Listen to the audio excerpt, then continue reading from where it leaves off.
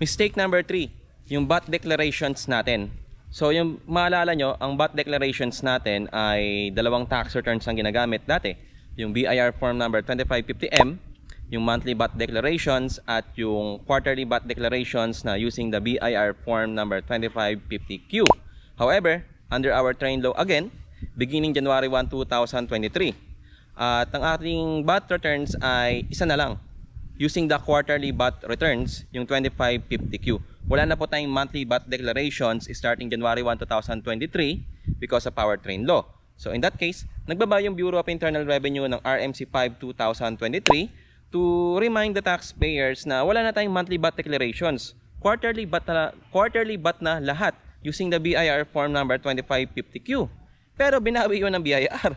Nagbaba yung BIR ng RMC 52 2023 na ang sinasabi ng BIR na yung mga taxpayers ay pwede pa rin mag-file ng 2550M optional basis.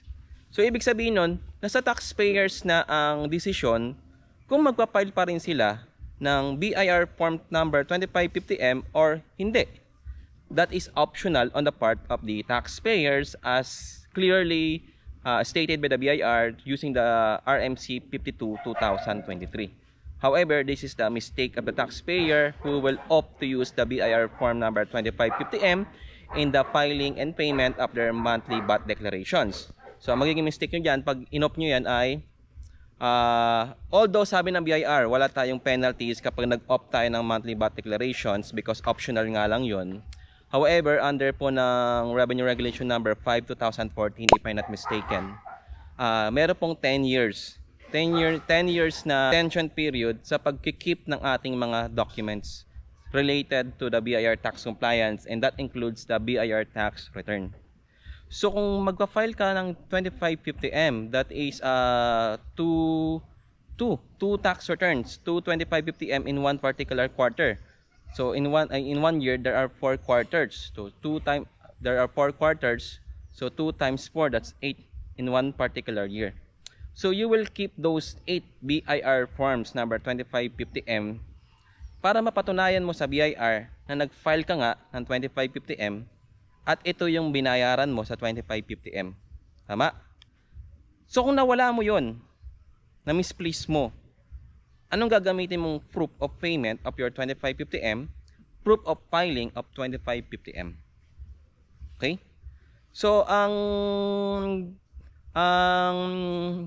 ini-invoke ng iba as their defense in the opting of the 2550M is for their cash flow purposes, para mabayaran na kaagad yung tax nila on a monthly basis. Kasi kung hintayin pa yung quarter, baka wala na raw silang pera.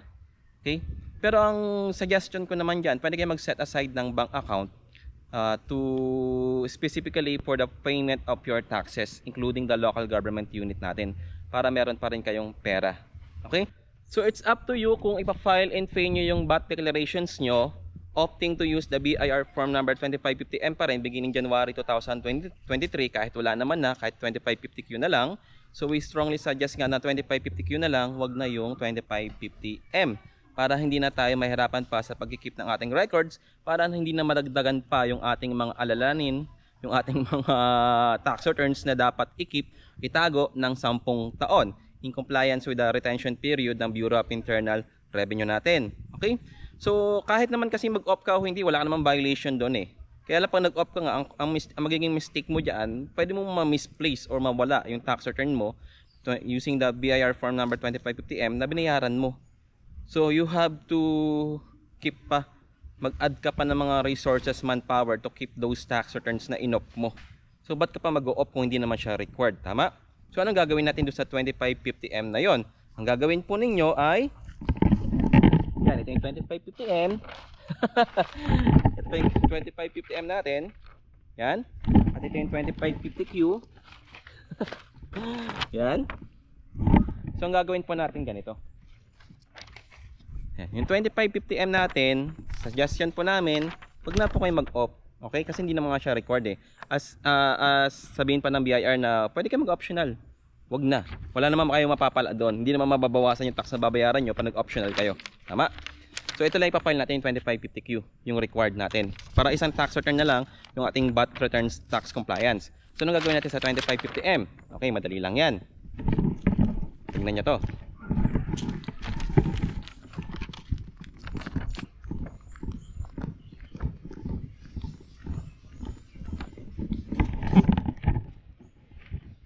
Ito yung basurahan natin. Bubuksan nyo lang siya, tapos tapon siya. Yan. Bye-bye. Ang i-retain lang natin itong 2550Q. Okay, maliwanag po ba? So wag na kayo mag-off ng 2550M, mag 2550Q na lang kayo. Okay?